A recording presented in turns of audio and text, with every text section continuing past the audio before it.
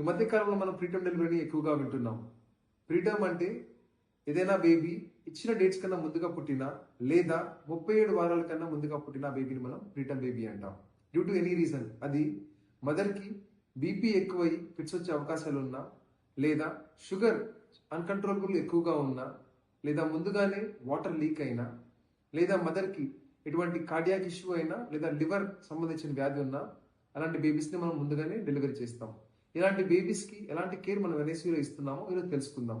This is doctor Randeep, consultant neonatologist and paediatrician from Coral hospital ECIL.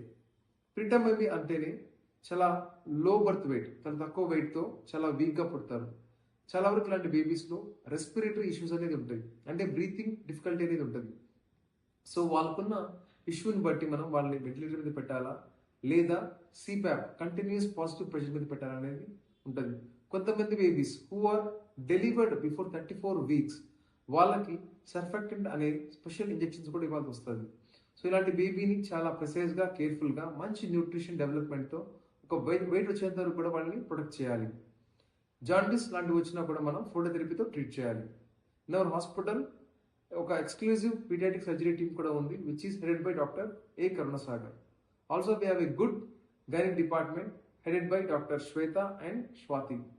So right from pregnancy నుంచి baby mother side ఇచ్చేంత వరకు complete care in one place.